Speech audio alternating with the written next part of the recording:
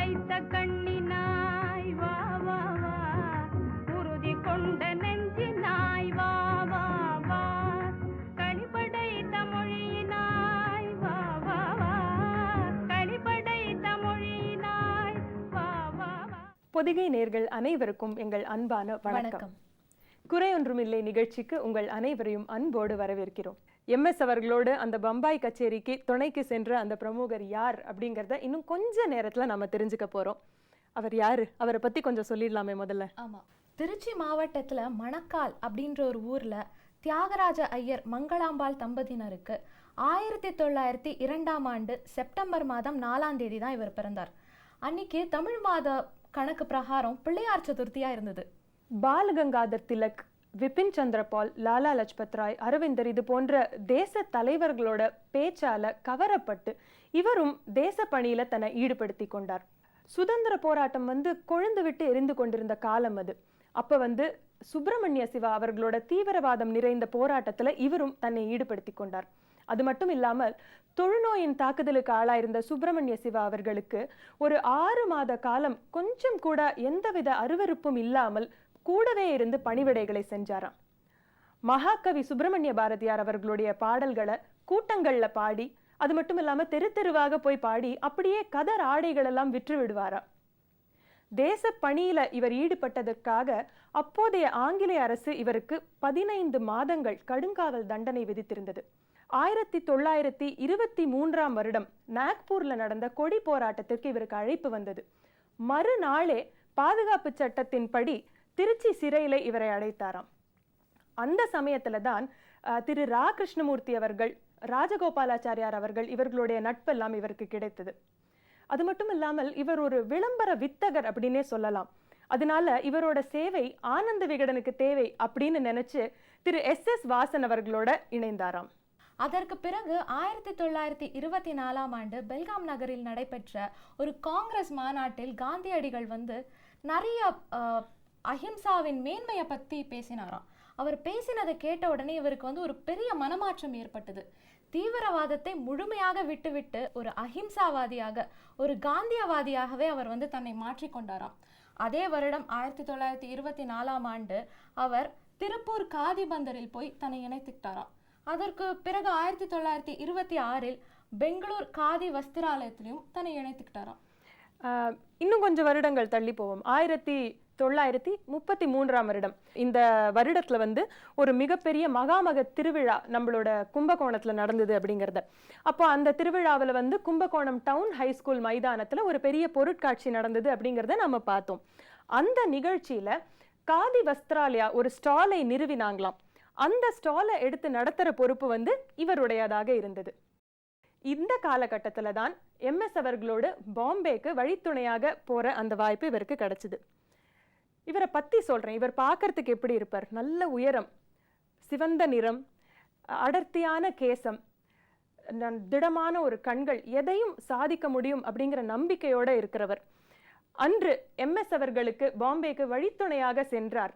பிறகு எம்எஸ் அவர்களின் வாழ்க்கை துணையாகவே ஆனார். திரு டி சதாசிவம் அவர்கள்தான் அந்த அவர்.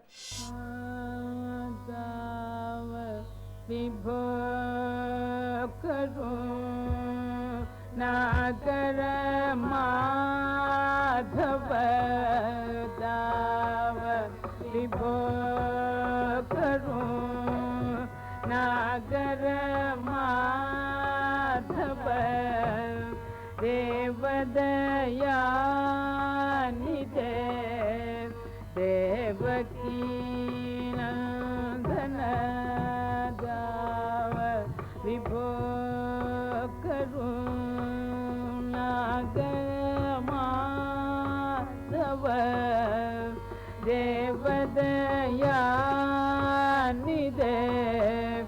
தேவகீ நந்தன விபோ கருணாக दीन जनोधर हे करुणाकर दीन जनोधर करुणाकर दीन जनोधर आभव दुस्तर यातुनी बुद्धर आभव दुस्तर यातुनी बुद्धर राव विभो करू नागर माधव देवदया निदे देवकी नंदन राव विभो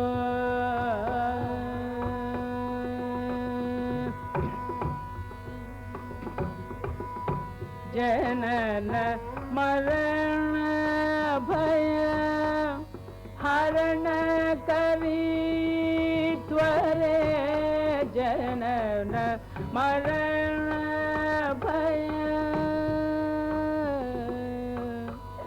जनन मरण भय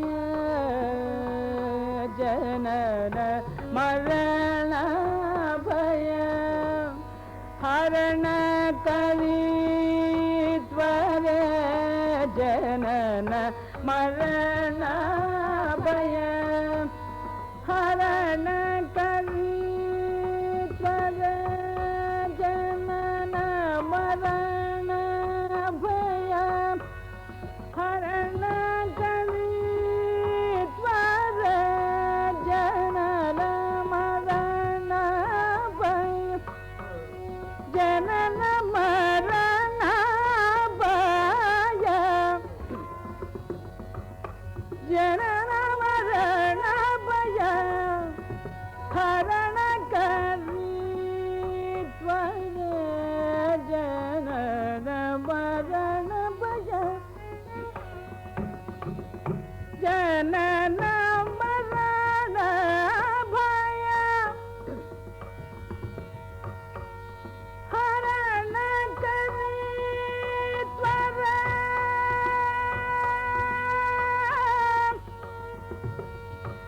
जनन मरण भय हरण करी त्वरे जनन मरण भय हरण करी त्वरे जनन मरण भय हरण करी त्वरे चरणी शरण चर चरणी चरण चर केशवा क्यों कर राव विभो करू ना कर माधव देवदया निदे देवकी नंदन राव विभो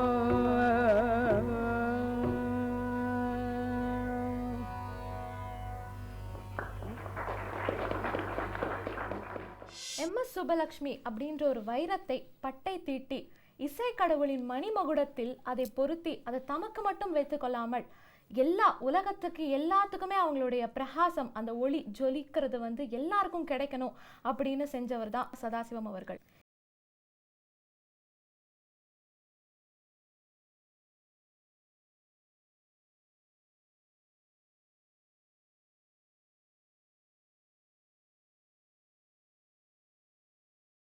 எம்.எஸ். அவர்கள் இசைக்கடல்ல வந்து ஒரு இசை தோணியாக பயணம் செய்து கொண்டிருக்கும் பொழுது அவர் வந்து ஒரு கலங்கரை விளக்கமாக அவருக்கு இருந்தாராம். எம்.எஸ். அவர்கள் அவர்களுடைய இசை பயணத்துல ஒரு முடிசூடா ராணியாக ஒரு இசை பேரரசியாக இருக்கிறதுக்காக ஒரு மெருகிற்கு மெருகு சேர்ப்பது போல அமைந்த ஒரு நல்ல ஒரு கணவர் தான் சதாசிவம் அவர்கள். அதை பாடு இதை பாடுன்னு யாரும் ஒன்றும் சொல்ல முடியாது. சதாசிவத்தை சிலர் அவர் சொல்லணும், அப்போ தான் பாடுவோம். அவருக்கு அடங்கித்தான் இருந்திருக்கா. ஒரு புருஷனுக்கு அடங்கியிருந்த ஒரு அம்மா உண்டுன்னா அந்த அம்மா தான். எனக்கு தெரிஞ்ச நான் சொல்கிறேன், அவ்வளோதான். அது சதாசிவருக்கு அவர் என்ன சொல்கிற, அதுக்கு அதுக்கு அண்ணன் தாண்டவே மாட்டேன், அந்த கோடு தாண்டி போக மாட்டான் அந்த அம்மா. அவர்கிட்ட ரொம்ப அபிமானம் ஜாஸ்தி. அவர் என்ன சொல்கிறாரோ அதுதான் கேட்போம், யார் சொன்னாலும் கேட்க மாட்டோம். ஒவ்வொரு ஆணின் வெற்றிக்கு பின்னாலும் ஒரு பெண் இருப்பாள் அப்படிங்கிறத நம்ம கேள்விப்பட்டிருக்கோம். ஆனால் இந்த இடத்துல சொல்லணும் அப்படின்னாக்க, எம்எஸ் அவர்களுடைய வெற்றிக்கு முழுமையாக, அந்த இமாலய வெற்றிக்கு முழு காரணமாக இருந்தவர் சதாசிவம் அவர்கள் தான் அப்படின்னு சொல்லலாம். ஏன்னா திருமணத்திற்கு அப்புறம் கொஞ்சம் கூட அந்த இசை பயணத்துல எந்த தொய்வும் ஏற்படாமல் எட்டாத உயரங்களை எல்லாம் எட்டி பிடிக்க செய்தவர் சதாசிவம் அவர்கள் தான். அதாவது அவர்களுக்கு எம்எஸ்ஸின் பாட்டு மேல எவ்வளவு நுணுக்கமான ஒரு அக்கறை இருந்தது அப்படின்னு பார்த்தோம்னாக்க, எம்எஸ் அவர்கள் ஒரு பாடலை பாடம் செய்தார் அப்படின்னாக்க உடனே அந்த மொழியில பாண்டித்யம் உள்ள ஒருவரை கூப்பிட்டு அந்த மொழியை பற்றிய பல விஷயங்கள் அவர்களிடம் கற்றுக்கொண்டு, அது மட்டும் இல்லாமல் அந்த உச்சரிப்பு கொஞ்சம் கூட பெசகாமல் ஒவ்வொரு அக்ஷரமும் சுத்தமாக உச்சரிக்கும்படி அப்படி உட்கார்ந்து அவங்களை கத்துக்க வச்சு, அது மட்டும் இல்லாமல் அந்த பாடல் பின்னாடி உள்ள அந்த பக்தி பாவம், அந்த இலக்கிய பெருமை எல்லாமே தெரியப்படுத்தி அவ்வளவு அழகா அந்த ஒவ்வொரு பாடலையும் அவ்வளவு நுணுக்கமாக இவர் கிட்டத்தட்ட ஷேப் பண்ணினார் அப்படின்னே சொல்லணும். ஹரி தும்ஹாரோன்னு ரொம்ப ஒரு புகழ்பெற்ற பாட்டு, பஜன் பாட்டு. அதை மகாத்மா காந்தி ரொம்ப விரும்பி கேட்டதாக சொல்லுவாங்க. அந்த ஹரி தும்ஹாரோவுக்கு அதுக்கு டியூன் கொடுத்தது என்னுடைய ஒரு நண்பர், அவர் பேர் வைத்தியநாதன் பேர். அவர் அதுக்கு டியூன் கொடுத்தாரு. அது ஒன்று. அதுக்காக அவர் சதாசிவம் வீட்டில், சதாசிவம் அப்போ அப்போ அங்கே இதில் இருந்தார், கீழ்ப்பாக்கத்தில் இருந்தார். அவங்க வீட்டில் கிட்டத்தட்ட ஒரு மாதம் இருந்தார். ஒரு மாதமா இல்லை, ஒரு வருஷம் இருந்தார். ஒரு வருஷம் இருந்து அதை முடிச்சு கொடுத்தாரு. இந்த ஹரி தும்ஹாரோ அந்த பாடலை செஞ்சார். அதனால் இவங்க வாழ்க்கையில் ஆனால் சதாசிவத்தோட ஒரு உறவு இருக்க இவங்களை ஒரு மகத்தான பாடகியாக மாற்றியது. இதனால் என்ன ஒரு பெரிய லாபம்னா, எம்எஸ் அவர்கள் அந்த பாடலை பாடும் பொழுது அதன் அர்த்தத்தை முழுமையாக உள்வாங்கிக் கொண்டு அவர்கள் பிரயோகிக்கும் ஒவ்வொரு வார்த்தையுமே அவ்வளவு ஜீவனோட அர்த்தமுள்ளதா ஒரு பாவத்தோட அவங்க பாடினாங்களாம். அது மட்டும் இல்லாமல் அவங்களுக்கு அந்த இசை அவர்களுடைய அந்த இசை ஞானம், இசை திறனும் அதோட சேரும் பொழுது அந்த பாடல் அந்த சொந்த மொழிக்காரர்கள் பாடினார் கூட அவ்வளோ அழகாக இருக்காதான். அந்த பாடலை நம்ம கேட்கும் பொழுது நம்மளுடைய எல்லா மனசுலையுமே கரைந்து உருக செய்துறாங்க இல்லையா?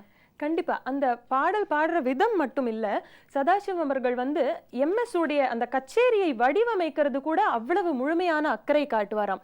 அதாவது ராகம், தாளம், பாஷை, சாகித்யகர்த்தா போன்ற பல கோணங்களிலிருந்து ஒரு நல்ல வெரைட்டி இருக்க மாதிரியான ஒரு நிகழ்ச்சி நிரலை ஏற்படுத்தி கொடுத்து, அது மட்டும் இல்லாமல் எந்த பாடலை எந்த வரிசையில பாடினா நன்னா இருக்கும் அப்படிங்கிறது முதற்கொண்டு அந்த நிகழ்ச்சியை வடிவமைக்கிறது கூட சதாசிவம் அவர்கள் முழுமையாக ஒரு அக்கறை எடுத்துக்கொண்டு எம்எஸ் அவர்களுக்கு செய்து கொடுத்தாராம். ஒரு சமயம் CN அண்ணாதுரை அவர்கள் சுப்பலட்சுமி அவர்களின் பாடலை கேட்க நேர்ந்தது. அப்பொழுது சதாசிவம் அவர்களும் தேசபக்தி பாடல்கள் எல்லாம் ரொம்ப நல்லா பாடுவாரு அப்படின்றத தெரிஞ்சுக்கிட்ட அவர் என்ன சொன்னாரு தெரியுமா? இப்பொழுது நாம சுப்பலட்சுமி அம்மா அவர்கள் அபாரமாக பாடியதை நம்ம கேட்டோம், அடுத்தது நாம சதாசிவம் அவர்களின் பாடலையும் கேட்க வேண்டும் அப்படின்னு சொன்னாராம். மியூசிக் அகாடமியாக இருக்கட்டும், நன்கொடை கச்சேரிகளாக இருக்கட்டும், ஐநா சபையில் நடக்கும் கச்சேரிகளாக இருக்கட்டும், பண்டிட் ஜவஹர்லால் நேரு எதிரே நடக்கும் கச்சேரியாக இருக்கட்டும், எங்க எம்எஸ் அம்மா பாடினாலும் எதிர்க்க சதாசிவம் அவர்கள் அமர்ந்து கேட்டுட்டு இருப்பாராம். எம்எஸ் அவர்கள் தமிழ்நாட்டில் மட்டும் இல்லாம, ஏன் இந்தியாவில் மட்டும் இல்லாம உலகம் எங்கும் அவர்கள் பாடக்கூடிய ஒரு வாய்ப்பு, அவர்களுடைய புகழ் எல்லா இடத்துக்கும் பரவுச்சுன்னா அதுக்கு ஒரு முக்கியமான காரணம் சதாசிவம் அவர்கள் தான். எம்எஸ் அவர்களும் தனக்கு கிடைத்த பாராட்டுகள், விருதுகள், பெருமைகள் எல்லாத்தையுமே சதாசிவம் அவர்களின் பொற்பாதங்கள்ல சமர்ப்பித்தாராம். ராமனுக்கு லக்ஷ்மணன் போல எனக்கு சதாசிவம் அப்படின்னு ராஜாஜி அவர்கள் கூட ஒரு முறை கூறினாராம். பெனாரஸ் யூனிவர்சிட்டியில் ஒரு கச்சேரி 1961. எங்கள் அப்பா என்ன பண்ண, சதாசிவம் அவர்கள் பார்த்து இது ஒரு அன்னபூர்ண அஷ்டகம் சொல்லி தேசிய அன்னபூர்ணை பாட சொல்லுங்க. உடனே பாடினா இந்த ரிசல்ட் வாஸ் எலக்ட்ரிஃபை. ஏன் பாண்டெல்லாம் கேட்டேன், ஏன் கடைசியில் ரயிலுக்கு போகிற அவசர பாடினா அந்த பாட்டு அவ்வளோ இதாக இருக்காது. இந்த டைம் தான் அதுக்கு ப்ராப்பர் டைம்னா இந்த தேசிய அன்னபூர்ணை அவ்வளவு அவசத்தியாக அமைஞ்சு போச்சு அன்றைக்கி. Somebody north Indian museum by name Thakur என்னமோ பேர் வளர்த்த விட ஓம்கார்நாத் டாகூர் பேர் வச்சுக்கூட ஹி வாஸ் இன் டிஎஸ். அது மாதிரி அந்த அம்மா பரமாத்மா காஞ்சி பெரியவாள் அவர் அந்த அம்மா பிருந்தாவனத்தோடு சேர்க்கிறார். அது கீழே வார்த்தையே கிடையாது. அது மட்டும் இல்லாமல் சதாசிவம் அவர்கள் வந்து மிகுந்த கொடைத்தன்மை வாய்ந்தவராகவும் இருந்தாராம். அதாவது எல்லா தணிகர்களும் கொடுக்கும்போது கொஞ்சம் கையில் பிடித்து கொண்டு தான் கொடுப்பார். ஆனால் சதாசிவம் ஒருவர் தான் கையை விரித்து அப்படியே எல்லாவற்றையும் கொட்டி விடுவார் அப்படின்னு காஞ்சி மகா பெரியவரே சதாசிவம் அவர்களுடைய இந்த கொடைத்தன்மையை பற்றி பாராட்டி கூறியிருக்காராம். குஞ்சம்மாவுக்கு 1000க்கும் லட்சத்துக்கும் சைபர் எவ்வளவு வித்தியாசம்னு கூட தெரியாது அப்படின்னு தமாஷா MS அவர்களை பற்றி சதாசிவம் அவர்கள் சொல்வாராம்.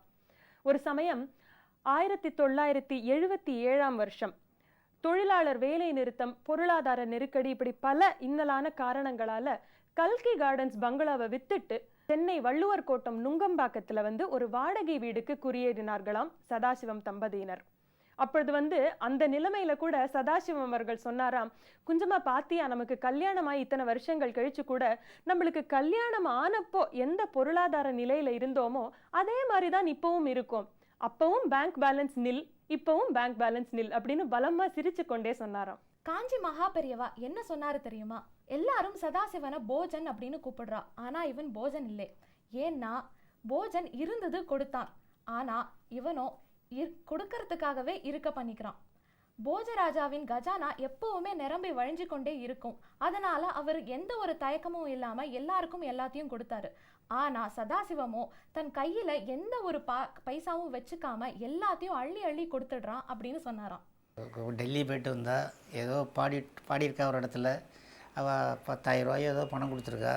வந்து இறங்கினோடனே இந்த அம்பில் பாடசாலைக்கு கொடுத்துடணுமேன்னார். அம்மாவும் ஆமாம் கொடுத்துடணும் அப்படின்னா, நான் கொஞ்சம் குடும்பத்தில் அவரோட பழகிட்டு இருந்ததுனால சொன்னேன், ரொம்ப அதிதானாத் பலிர் பத்தான்னு சொல்லியிருக்கு, ரொம்ப தானம் பண்ணதுனால பலியே கட்டுப்பட்டுட்டான்னு சொல்லியிருக்கு, பண்ணின தானம் போருமோன்னு நினைக்கிறேன் அப்படின்னு. பேஷாவை நீ சொல்கிறதா சரி அப்படின்னார் சதாசிவம். சரின்னார். இங்கே கிட்ட வாரினார். போனேன். சிங்கப்பூர் பேங்க்கில் 1 கோடி ரூபா பணம் போட்டு வச்சுருக்கேன்னார். சந்தோஷமாக இருக்கேன் எனக்கு கேட்குறதுக்குன்னு. அந்த மாதிரி மாதிரி சொல்கிறவாள்கிட்டெல்லாம் சொல்லிகிட்டு இருக்கேன்னார்.